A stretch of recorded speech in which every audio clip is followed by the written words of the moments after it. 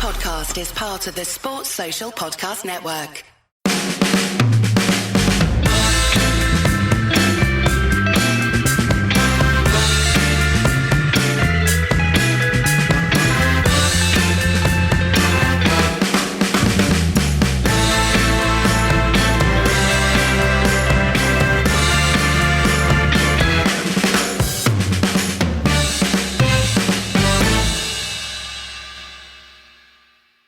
On a scale of turd to really turd, just how bad was United's performance against Southampton?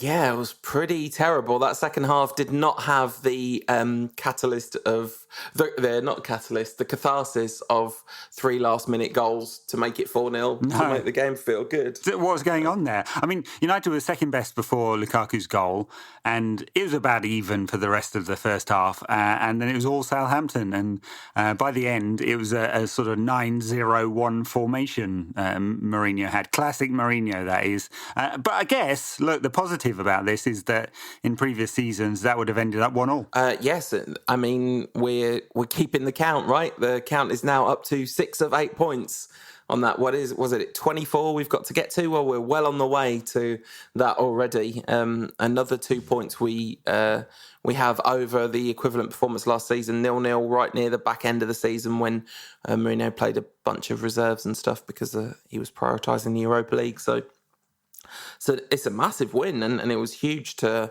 hold out, but the performance was pretty terrible. I was pleased to see the starting 11.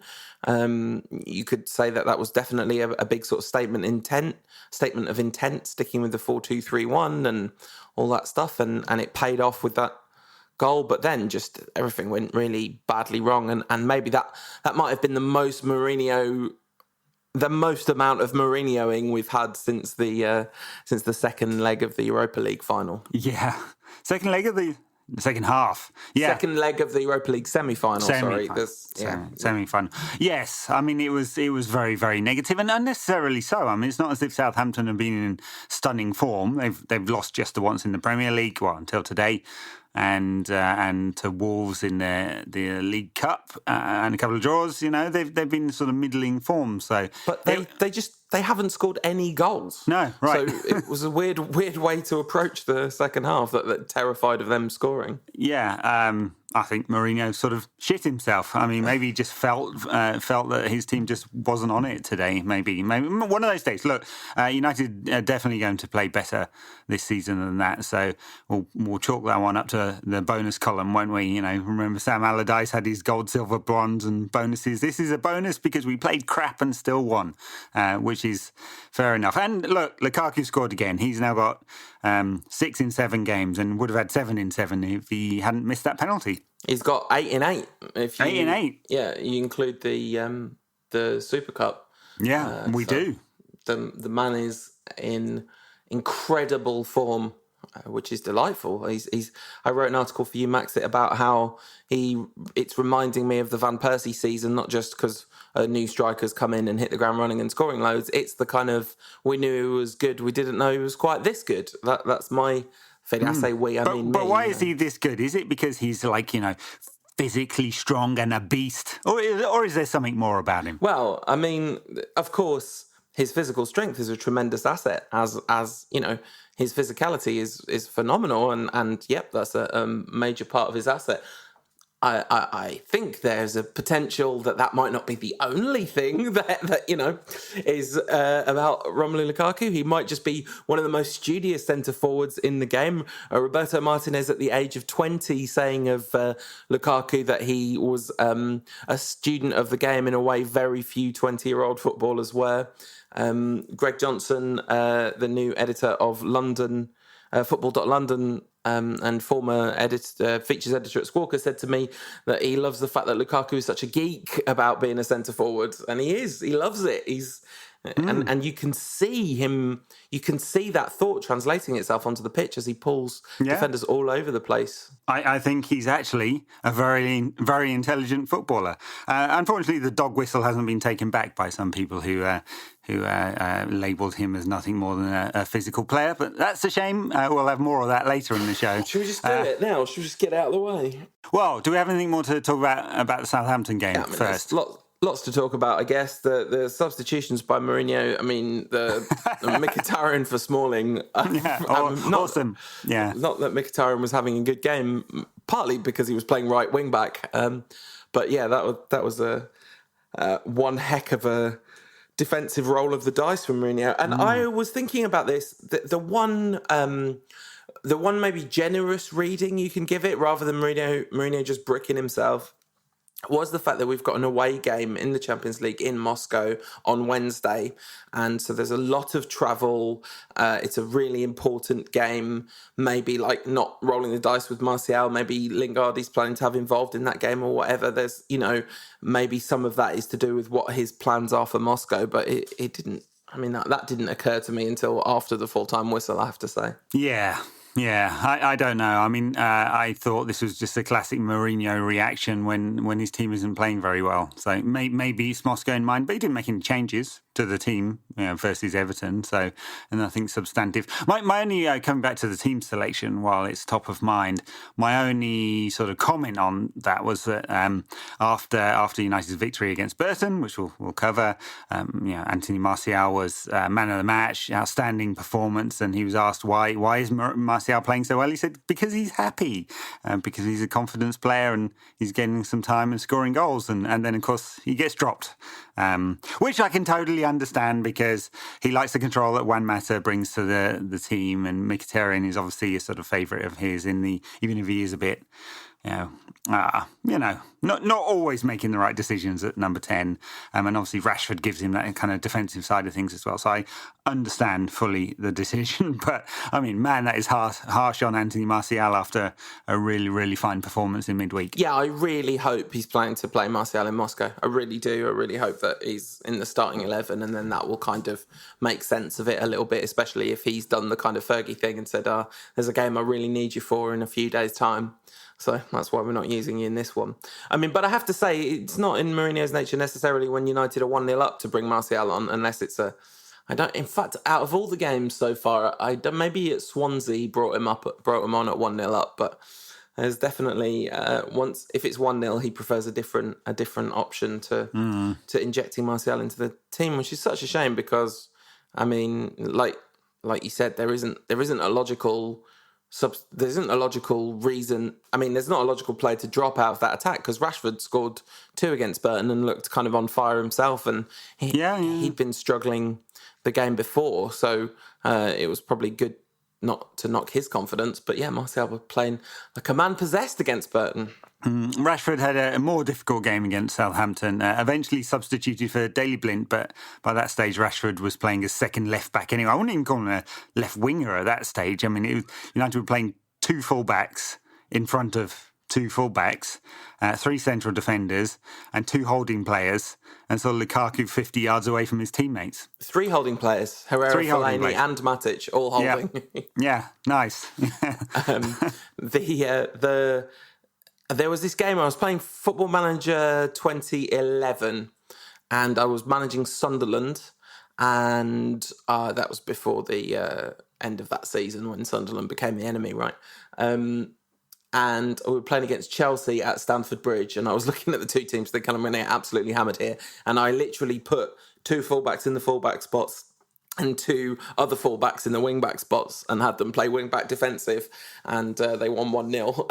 And that's exactly what Mourinho did. He just lined up Rashford in that left wing-back slot ahead of Ashley Young at left-back. Young not improving his assist ratio because Romelu Lukaku's header was saved and then he scored the rebound. So Lukaku assisting himself again. He took 1 assist off Mkhitaryan the other week and he's taken 1 off Young here, so the ratio stays the same.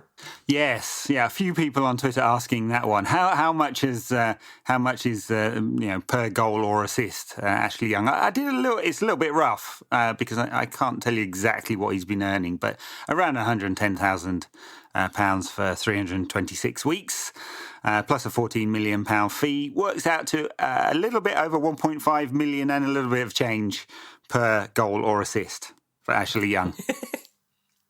Bargain. Cheap at half the price. Yeah, good stuff. Funny thing is, he scored like 10 goals and 7 assists the season before he came to United. So maybe he'd found his level at Aston Villa. Now finding his level at left back, he wasn't too bad today, and he seems to have the nod at the moment. I guess he's just a bit more physical and mobile than Daley Blind, and definitely more attacking than Matteo Darmian, and Luke Shaw's not fit yet. Yeah, it was lovely to see Luke Shaw against Burton. Let's talk about the Burton game before we get into the miserable stuff that's making me sad. The Burton game was a joy. You wondered whether it would be a long, challenging night where Burton stick 11 men behind the ball and frustrate United, but no, Marcus Rashford made short work of that, scoring off an absolutely glorious touch by Jesse Lingard. Beautiful little layoff round the corner. Really reminded me of the ball that he played on the outside of the box for Pogba's screamer against either Feyenoord or Fenerbahce last season. He's really smart at knowing what's going on around him as Jesse Lingard. Not always the execution, but the ideas are very often right. Yeah, I thought him and Rashford and Martial in particular were great against Burton. I mean, look, you have to kind of say it was only Burton. It was only Burton. Yeah. Actually, it was only Burton reserves because they dropped a few of their key players in order to rest them. I listened back to last week's show and I'd said, I don't think it'll be like when Mick McCarthy brought Ipswich's reserves, but it was, in fact. Like and look, and they did themselves proud, really. They didn't cave. They got a consolation goal at the end, which I'm sure David Gea was pretty annoyed about. Oh, sorry, not even David Gea, was it? It was Joel Pereira by that time, who made a bit of a rick. But yeah, the attacking play was good. It was very fluid. It was fun to watch. It was really the antithesis of what we saw at Southampton, really. Maybe that was it. Mourinho was like, well, you've had a bit too much fun there, so I need to dial it back. The fun count has to come back to normal levels for the week. I mean, the level of the opposition is obviously a crucial factor in this, but Anthony Martial's performance was, it was completely electrifying. He nearly did a repeat of the Liverpool goal, just kind of straight to the ball. And we had a little joke in the WhatsApp, and you said if only he could finish. At which point he promptly scored a lovely goal tucked into the inside of the post. At Werner Dale on Twitter says, "Why the hell didn't Martial feature?" I guess I'm hoping that the answer to that is just Moscow. A few other comments about the Southampton game. Phil Jones, he's playing the football of his life, isn't he, at the moment? He was absolutely impeccable, I thought. Yeah, yes. My pro Phil Jones status is long established, and it's not slipping. I think he is clearly an exception. Mourinho is just a perfect manager for Phil Jones because he's just so good at getting performances out of centre backs, and we all know Jones always had the talent. What are we now? Near the back end of September. It can't be long now, right? But for now, let's just enjoy it. At Zavehi, Zavehi on Twitter says, "How crazy is Phil Jones on a scale of 1 to 10?" He's out there. He is out there. He is not afraid to put his body on the line. He's still crazy after all these years. He is, and then he's turning into the great centre back that Alex Ferguson once said he could be United's best ever player. Yeah. And on a similar theme, we will do actual Twitter questions later, but since I'm looking at them, Criko MUFC, that's KRIKOMUFC, asks, how long before our £30 million centre-half Victor Lindelof gets frustrated? Oh, I think we've got plenty of time. Yeah, he played against Burton, looked a little bit shaky. This is very Nemanja Vidic 2006. That's my story, and I'm sticking to it. Yeah, let's hope so. So Burton. Comfortable victory, really exciting attacking play. Generally good at the back. I thought it was really nice to see Joel Pereira get another game. Obviously, he's one of Jose's fellow countrymen, so he's a big favourite of Jose. He's gone out of his way to say how good Pereira is. He's sort of stuck behind the world's best goalkeeper at the moment. So, and he won't have. And David De Gea, yeah. I was going to say Romero, excellent. One brilliant save from Romero before Pereira came on. The one where the chap tried to lift it over him and Romero just read it perfectly. Yeah, I mean, and look, I have to say, I watch enough of the reserves to know that Pereira is a top quality goalkeeper in the making. He needs to get out on loan and get some miles under his clock. I think it's not going to do him much good staying at United until he's like 23 or 24, or just playing stiffs football. He's good for that, but unless De Gea moves on, he's not going to get a game at United for another 10 years or so.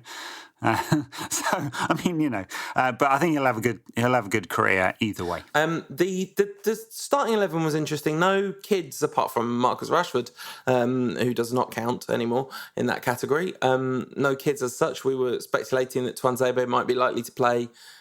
He, I believe, was injured, and that's why he didn't feature. Scott McTominay came on, but Michael Carrick started, and there was a moment where Herrera knocked a long ball forward and didn't pass to a guy standing next to him, and I spent quite a long time just looking at my TV going, who's that person that he didn't pass to? And I couldn't get my brain to work it out, and then suddenly it was like, oh yeah, of course I know who Michael Carrick is. He's still here. He was pretty decent. Lots of fine Michael Carrick-esque passes in that. Yeah. All right, look, let's talk about the chant came out at Southampton, the Romelu Lukaku chant. There's been much debate about this chant on the internet, prompted, I think, by Scott's article on Rom saying, how about we just sing about how mint our player is rather than about the size of his dick, which was spot on. As Scott is mostly.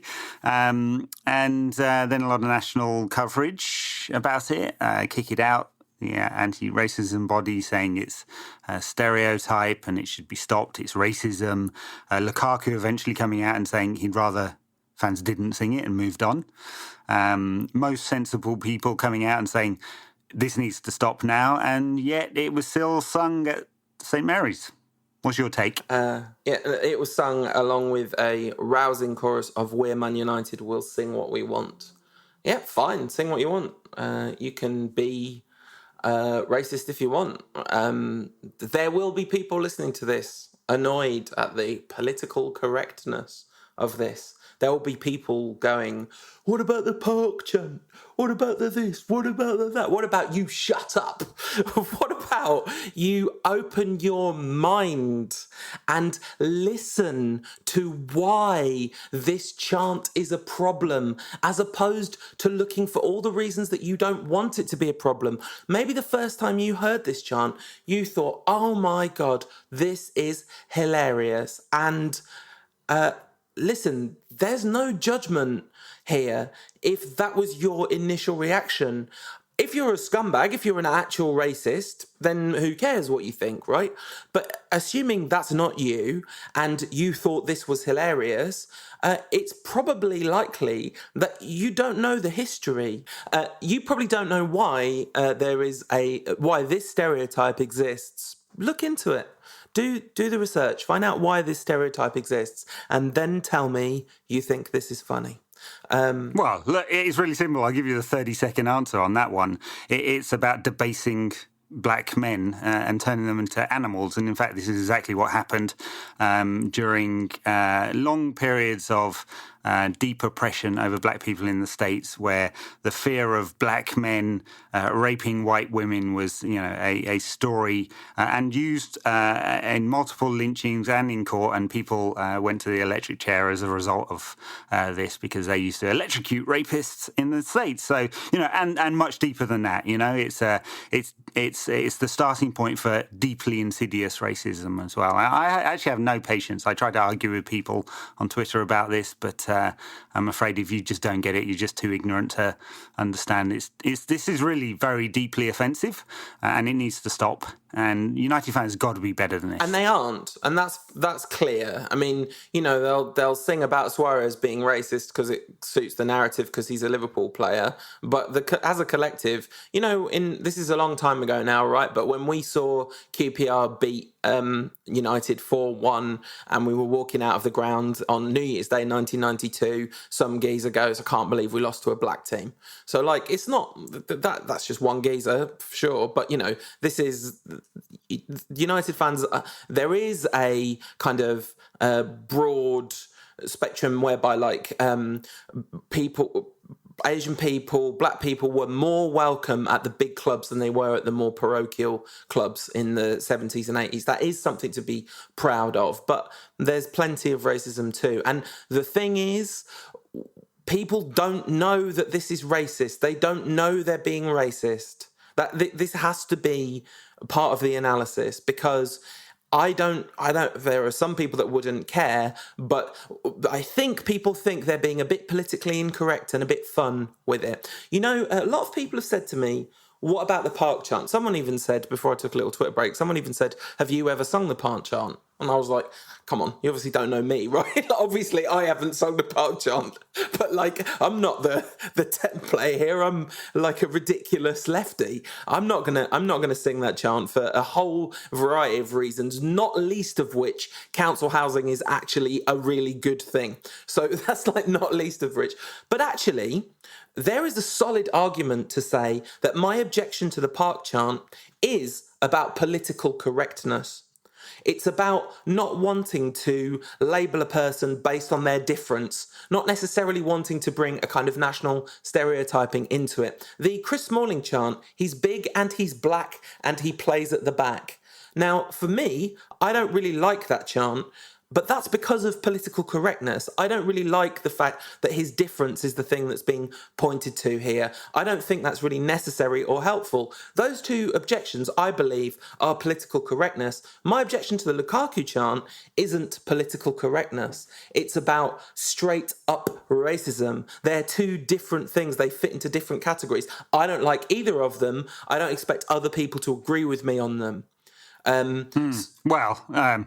think they should agree with you on the last one, and it's worth keeping on banging on about this until they get it. You know, look, and I'm really aware that we're a couple of reasonably privileged white guys, at least on a global scale. You know, we're doing well for ourselves, and we're white, and with all that white privilege, which means not being labelled as anything just because we're white. That's white privilege. I realise the potential for sort of hypocrisy in this, or that people might think we're being disingenuous, and I've had that accusation. So if you don't believe me, go and read the timelines or the pieces posted by much superior brains than mine about why this is so wrong.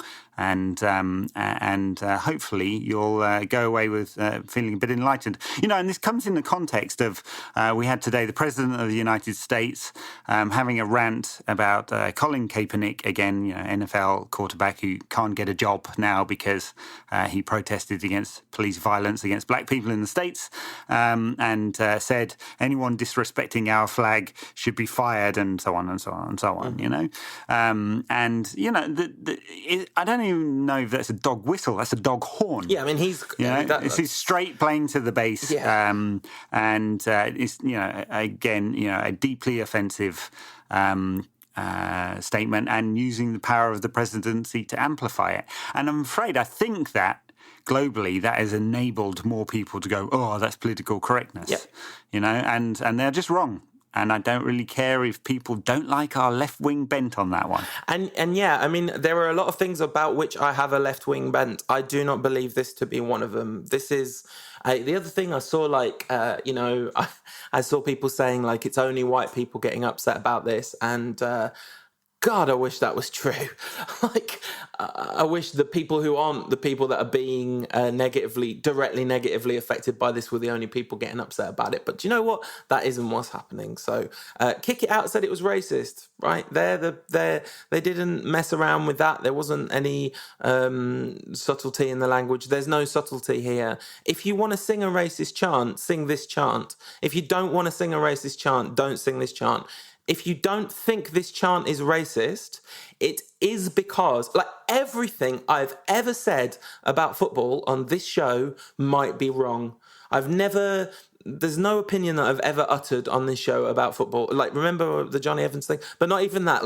Things that are much more sensible than that. I could definitely be wrong about any of those. Lots of my political opinions, I might be wrong in the end. They're based on a set of beliefs. Some of it might be wrong. This one isn't complicated.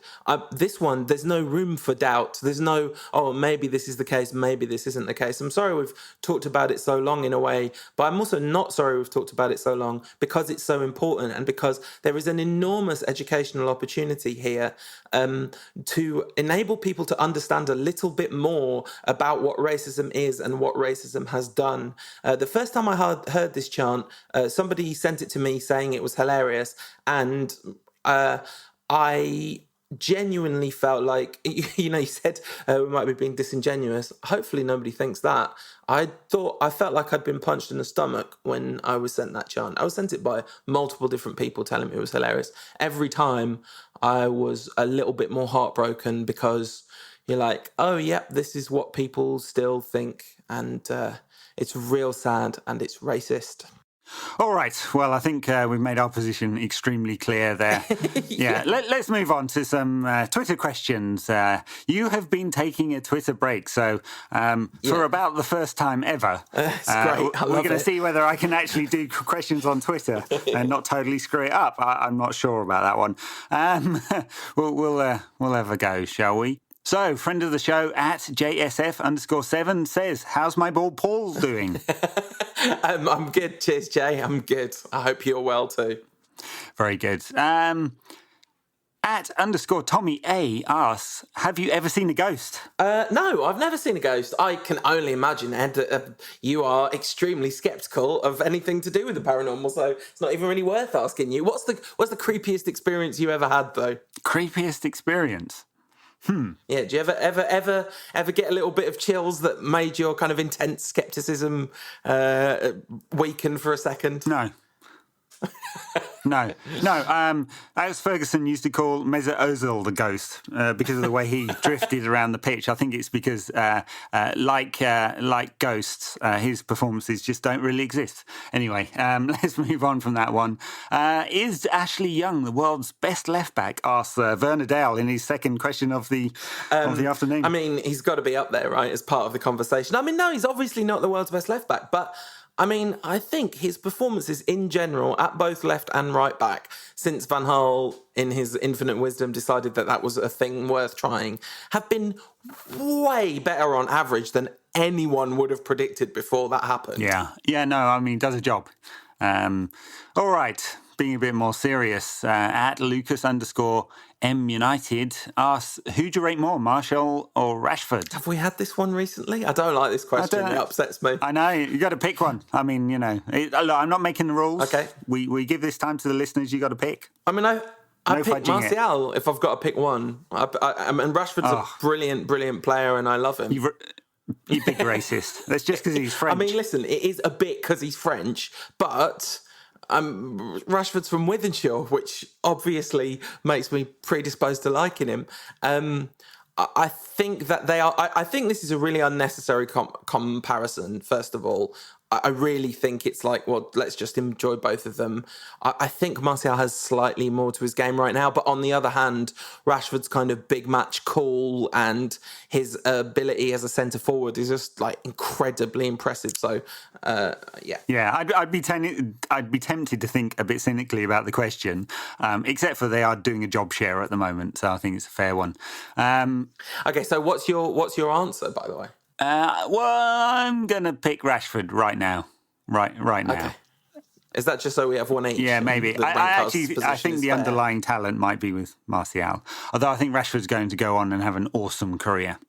But there's just something a little bit special about Anthony Martial.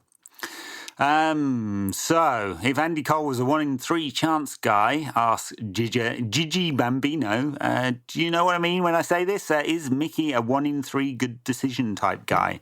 Actually, I think there's something in this. I mean, look, I think it's not necessarily makes bad decisions, but he does take risks on the pitch, and I do like that because he's going to get really good numbers as a result, in terms of chances created and actual assists and probably goals as well. But he's going to frustrate, and that might be why he's playing in the centre and not out wide. Yeah, I really love the question. It's a very funny phrased question.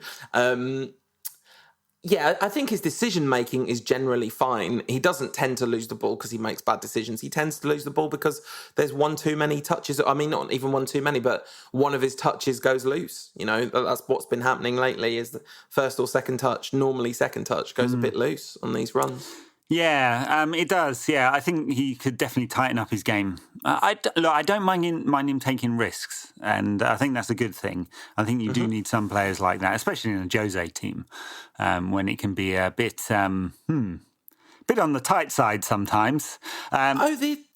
Sorry. Go on. The one thing I was going to say about the Southampton game and performance that I didn't say is, really and truly, the performances while Pogba's out, I just care about us scraping through these games. Yeah. Well, no, I mean, don't lose pace with the runners while Pogba's out. That's because he elevates United so much by being around, and I think Mkhitaryan is obviously like a huge onus on him when Pogba's not around. Yeah, I think that's fair. I mean, and naturally, and this isn't a knock. Naturally, you're going to look at Fellaini, and he's playing in a more controlling role. And he just doesn't have that. He's actually been playing well. Not today. Yeah. He had a good game last week. He has been playing well. He is changing the narrative in terms of what people think about him. But if you want someone to get their foot on the ball and do sensible things with the ball, both in an attacking sense, progressively, and just knocking it sideways, then Fellaini's not going to be your man, unfortunately. And it will mean that United are much, much poorer in midfield for it. And we saw that quite a bit of it today.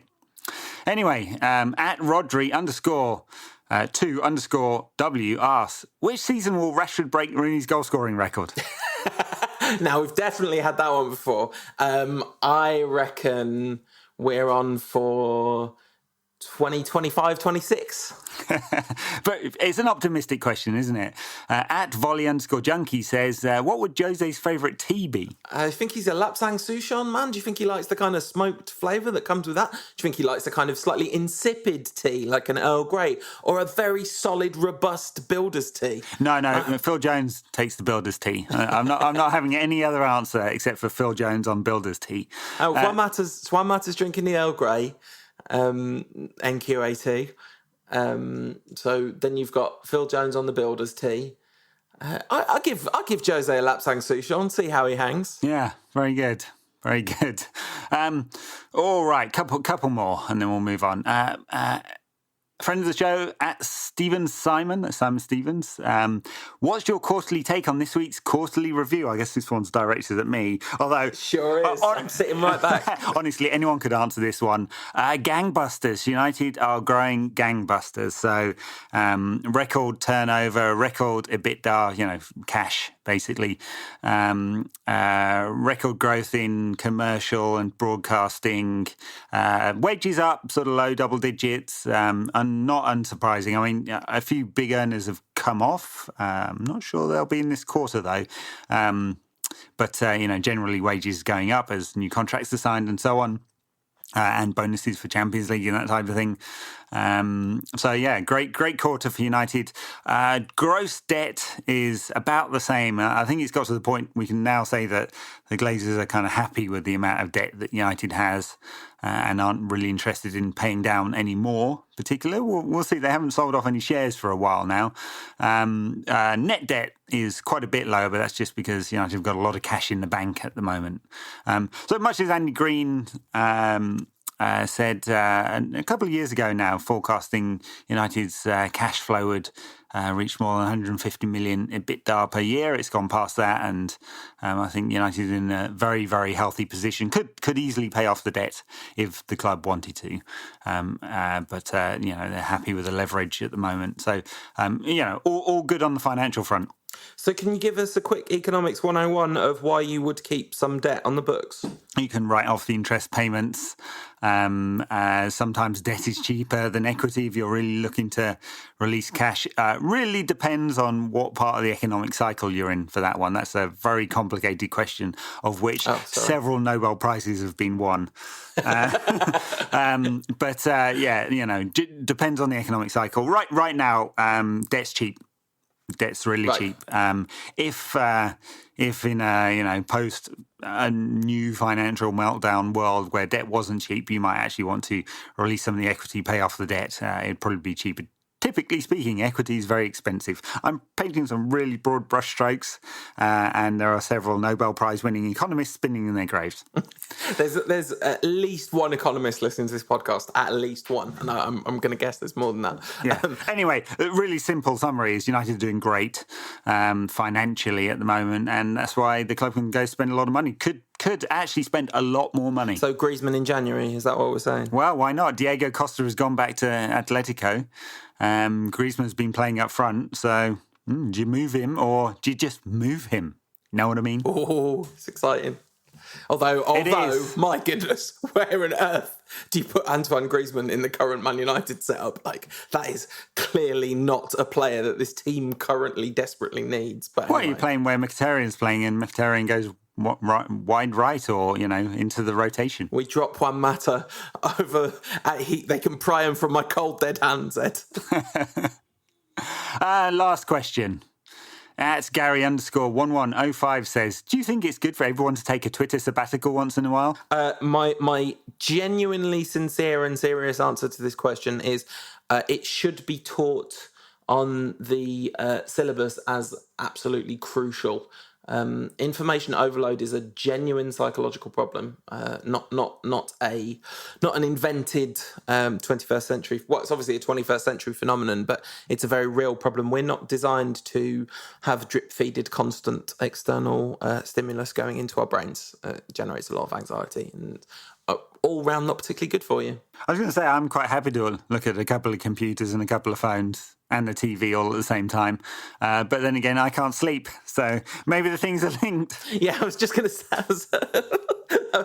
my next question, Ed, was going to be, how are you sleeping at the moment? Yeah, not great. Anyway, will we be sleeping better after Manchester United's trip to Moscow? A fine win in the first round of the Champions League over Basel, pretty easy.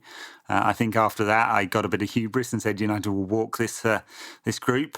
I'm now thinking that away to Moscow without Paul Pogba might be a little tough. What do you think? Yeah, I mean, finally, a team we actually know something about. Having our midweek previews so far have been of Basel and Burton Albion, and I couldn't have told you basically a single fact about either of them. But Moscow, we played twice 2 seasons ago when, for work, I was still doing regular game previews. So I was looking down the Who Scored squad list of Moscow. I was like, I recognise all of these players. They don't seem to have had a great deal of turnover. One of the fascinating things is their manager, whose name I haven't got in front of me. Viktor Goncharenko. There you go. He is... He's 12. Yeah, he's younger than me. It's not okay. That is not okay. He's been managing. He was manager of Bate Borisov from 2007, at which point he was 30. So he's born on the 10th of June 1977. So he's not much younger than me, like less than 2 months. But still, that is a problem. Yeah. Well, tell us a little bit about some of their players then. Yep.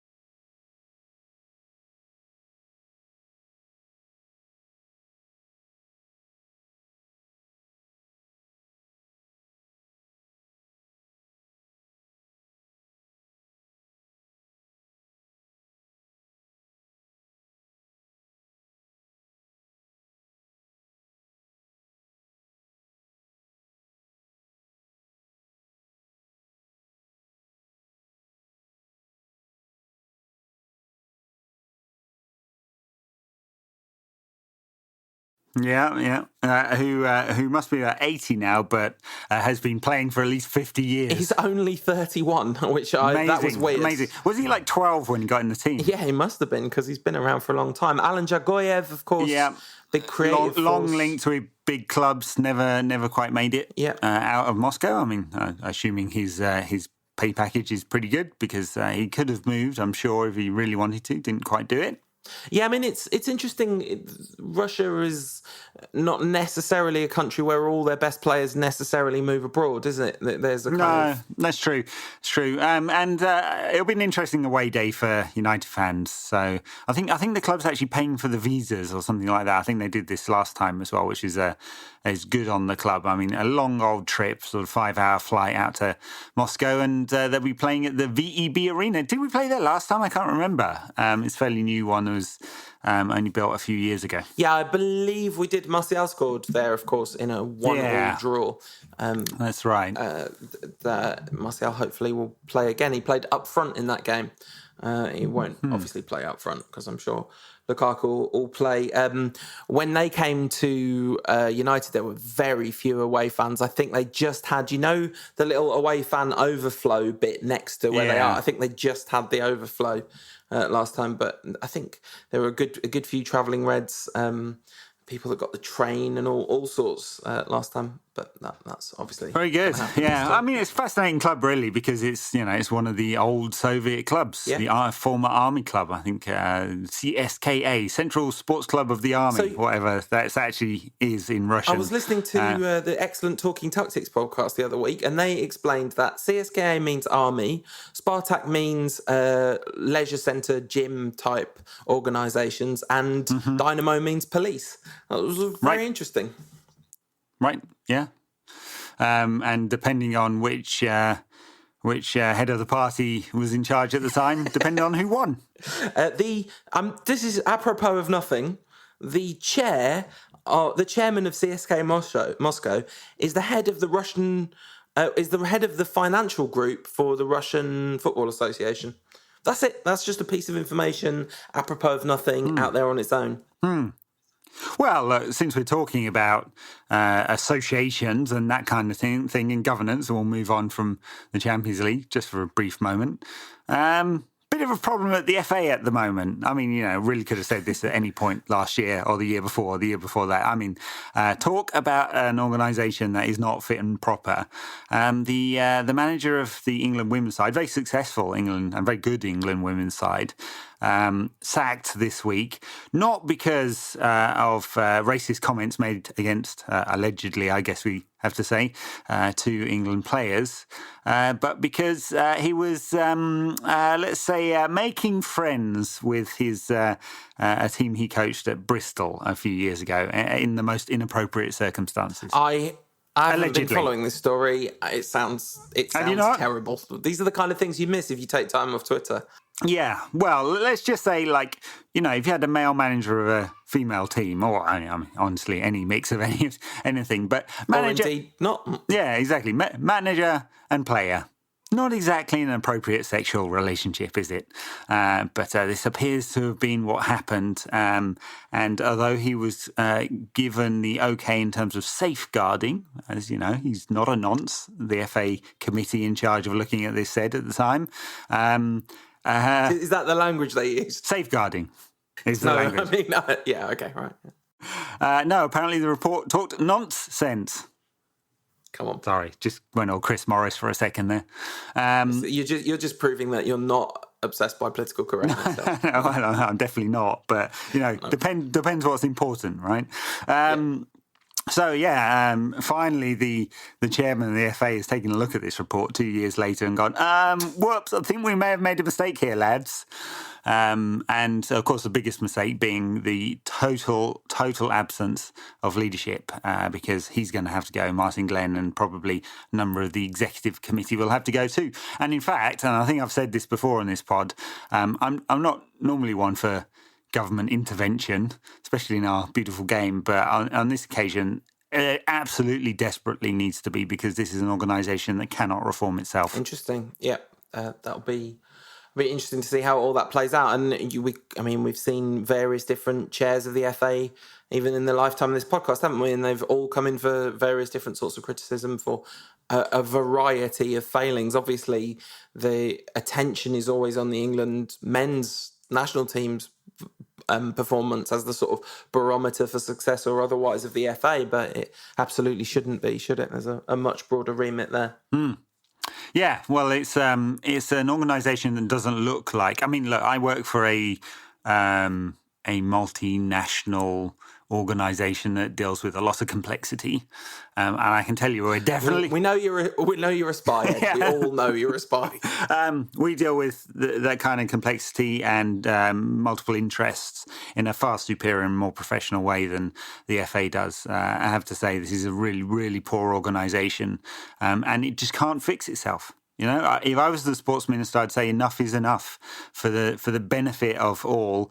We're going to take this over until a new organisation can be formed that will actually, in a professional way, fit for the 21st century, look after the game. Well, I guess that would take a great deal of political capital, the kind that you would get if, an immensely popular leader was elected on a wave of optimism in a upcoming general election. You know what I'm saying?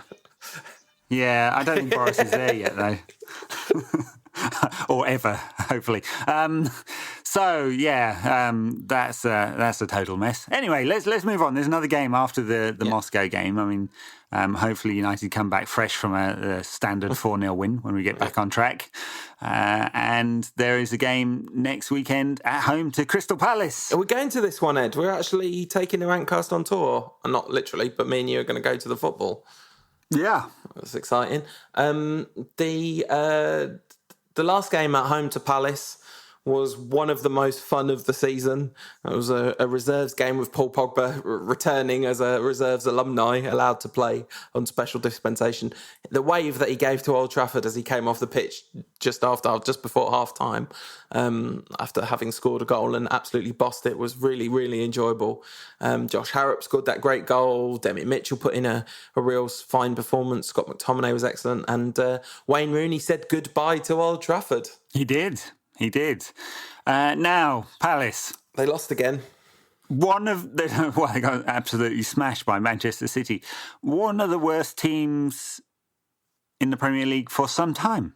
And odd, because they shouldn't have been. But, I mean, talking about mismanagement, I don't get this, right? They appointed Frank de Boer, who was obviously completely different to Sam Allardyce in every possible way. A thinker's coach, a tactician, deep tactician, one to play in very specific ways, overcoaches his players, to win. Van Gaal-esque, to within inches of where they need to be on the pitch.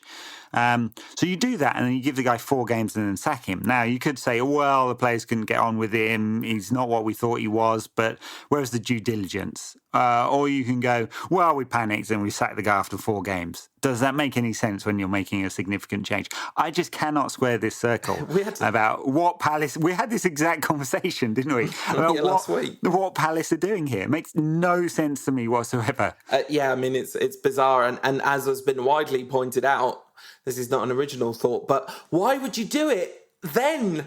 So Roy Hodgson's got to come in and play City, then United, then a bunch of other, they've got other tough games ahead of them. It's ridiculous. It's terrible timing for Hodgson. He's obviously going to come in and get just hammered over and over again. What was the score? I didn't see the final score in the City game. 5-0. 5-0 to City. Right. They play us next weekend and play Chelsea the weekend after that. So it's a bit annoying that City won 5-0 when we only won 1-0, so they're now top of the league. So basically we have to beat Palace 5-0. That's the minimum acceptable requirement. Yeah, it is. Although City play Chelsea next weekend, so someone will drop points. Okay. Well, hopefully both. Hopefully both. We really are in a position where this league is going to be won by consistency, I think. I mean, that's kind of a ridiculously Route 1 obvious thing to say.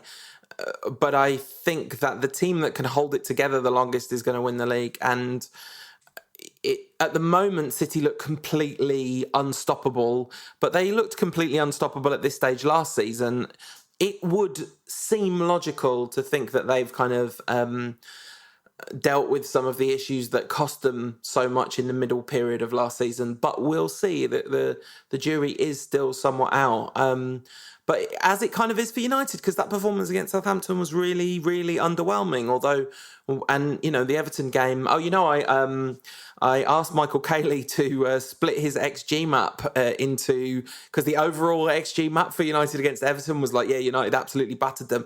But if you look at the 80th 0 to 80 minutes versus the last 10 minutes, there's a very different story told in those games, because it was pretty close up to the 80th minute. But anyway, we weren't great against Everton. We were brilliant against Burton, but it's only Burton. And then we were pretty poor. So that Southampton. Last week we had a question about, can we keep riding our luck? Well, we rode it a lot more this weekend than last. But you can't. I mean, it's to take quite a leap of imagination to assume it's going to come unstuck against Palace at home. It's not. They're terrible. They're terrible, and they are, they've shifted Fosu Mensah out to right back now. He'll do fine now, and I guess he's probably less exposed playing there. But they're a mess at the back. They're a mess through midfield, and they're not getting any ball to Benteke out front. Look, on paper they've got plenty of decent players in that team. But they're so desperately short of confidence at the moment. They didn't give De Boer anywhere near long enough if he was going to implement Van Gaal-esque tactics, or they just picked the wrong guy. And as a result, they've shot the confidence of some actually very good players. If you just run down the list, Hennessy, decent goalkeeper, played for Wales plenty of times. No, he's decent. I'm not having that. Hennessy's bad. Hennessy's a bad goalkeeper. He's decent. Dan and Sacco. I mean, Sacco is a decent central defender. Yeah, Van Aanholt has been, has had a good career at left back. Cabaye, good player. Townsend, hot and cold. Loftus-Cheek, very hot and cold. Loftus-Cheek, rated very highly by people at Chelsea. Probably never make it at Chelsea. Jeffrey Schlupp has some very good seasons at Leicester. Benteke does score goals, right? This is better than a bottom three club. Much better than a way off the bottom club. But shot with confidence. Missing Zaha, obviously, he is their best player, and so he's a big miss being out. We get the benefit that so many teams have often got against us in recent times of having one of our loanees playing for them. Like, one of their best defenders is our loanee, and they can't play him against us, but they can against everyone else. So bonus. Yes, I actually think there's a rule that should be changed. I don't think there are too many players who would be, I'm going to fuck it up now for my parent club. It doesn't work like that. But Timothy Fosu Mensah definitely would, because he is red. That boy is red. Comfortable win for United, I think, next weekend. Yeah, I think you're right. Okay, so I'm going to go 2-1 in Moscow, 4-0 Palace, obviously, standard 4-0. Yeah, well, I might as well stick with the 4-0 against Palace, and it's going to be a 1-1 draw in Moscow. That's pretty conservative from United, I'd think. And I think maybe Martial and Rashford will both play, and will play on the break, and maybe a little bit direct. They were good together against Burton. I think I'd said on the podcast it'd be nice to see them together, and they did play together, and they played well, so that's good. I think, is that going to do it for a week? We've had the roundups of the game, trying to address the inherent global inequalities. Anything else on the list? No, I think I'm done. I've had my rant about the FA and about that chant and about the various games. So, I'm feeling purged for the weekend. Okay, good. I hope everyone has enjoyed the show. I kind of part of me wants to say I'm sorry for it got heavy in the middle, but another part of me thinks it's almost like a social responsibility to address this. Well, I've been, there's a theory, signal theory. People signal. Well, it's a mathematical theory, but anyway, signaling the intent. And I've used this week to clean up my timeline significantly. And we can purge the Rantcast listener base too. So if you don't like what we were talking about and fundamentally disagree with us, you don't have to listen. It's all right, and we'll find out how many of them there were. Yep. But anyway, we'll be back with another one of these next week, and look forward to doing it as always. And hopefully it'll be recorded in the wake of a glorious victory against Crystal Palace and having had a successful trip midweek. Yes, for the glory of the party in Moscow. No, that is a joke, folks. See you next week. See you next week. The Rantcast is produced by Tom Jenkins and supported by listeners like you. Head to patreon.com/Rantcast to find out more. This podcast is part of the Sports Social Podcast Network.